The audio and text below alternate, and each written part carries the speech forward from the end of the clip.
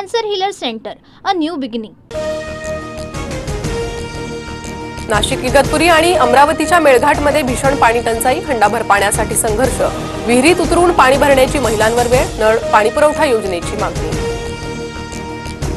महाराष्ट्रावर पाणी टंचाईचं महासंकट, विहिरींनी तळ गाठल्यानं पाण्यासाठी अनेक कोस पायपीट करण्याची वेळ, 16 जिल्ह्यांमध्ये अनेक गावात 478 टँकर्सद्वारे पाणीपुरवठा, मराठवाड्यातील परिस्थिती गंभीर। पाणी टंचाईच्या तक्रारी जिल्हाधिकाऱ्यांना पाठवणार, पाणी टंचाई दूर करण्याचा सरकारचा प्रयत्न, मुख्यमंत्री देवेंद्र फडणवीसांचं आश्वासन। शासनानेच नेमलेल्या राज्यभाषा सल्लागार समितीचा हिंदी सक्तीला विरोध, राज्यभाषा सल्लागार समितीचं थेट मुख्यमंत्र्यांना पत्र, हिंदी सक्ती निर्णय मागे घेण्याची विनंती। मराठी भाषा अनिवार्यच पण हिंदी लादण्याचा प्रयत्न होतोय म्हणणं चुकीचं, आश्चर्य वाटतं की हिंदीसारख्या भारतीय भाषेला विरोध, इंग्रजीचे मात्र गोडवे गातात, फडणवीसांची टीका। हिंदी सक्तीला विरोध होत असताना भाजपकडून दादरमध्ये बॅनरबाजी, भाषेची सक्ती नाही महाराष्ट्राची भक्ती, राज ठाकरेंचं निवासस्थान असलेल्या शिवतीर्थ परिसरात भाजपचे बॅनर्स झळकले।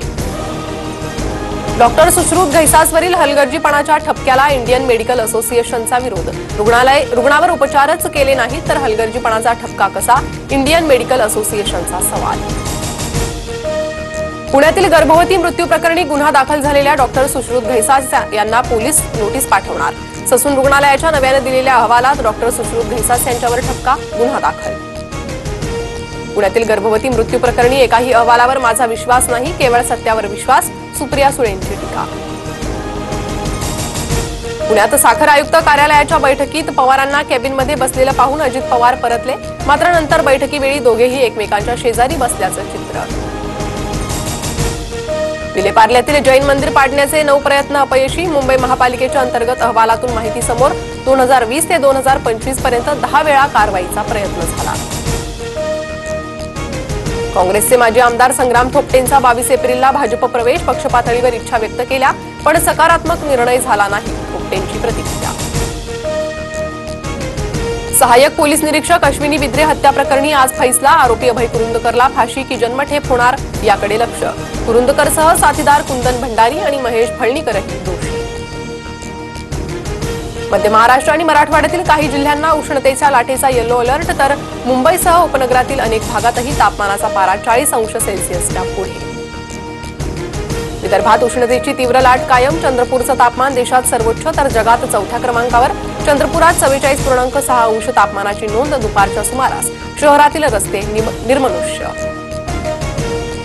बुलढाण्याच्या शेगावातील नखगळतीची केंद्र सरकारकडून दखल, तपासणीसाठी आरोग्य विभागाचं पथक बोंडगावात दाखल, बाधित रुग्णांची विचारपूस, शेगावात नखगळतीची आतापर्यंत 56 प्रकरणं। जीबीएस आजार कोंबड्यांमुळेच, राष्ट्रीय विषाणू संस्थेचा प्राथमिक निष्कर्ष, पुणे पालिकेच्या जलशुद्धीकरण आणि क्लोरिनेशन प्रक्रियेवर प्रश्नचिन्ह, लवकरच अंतिम निष्कर्ष हाती येणार।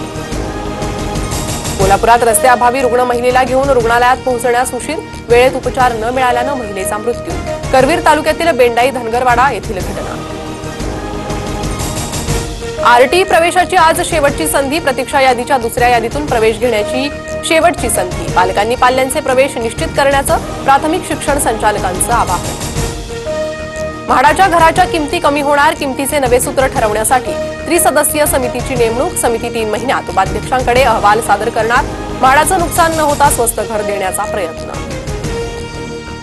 रोहित सूर्यकुमार यादवची विजयी खेळी, रोहितच्या 45 चेंडूत 76 धावा करत नवा विक्रम, चेन्नईचा 9 विकेट्सनं पराभव, चेन्नईनं प्रथम फलंदाजी करत मुंबईला 177 धावांचं लक्ष दिलं होतं।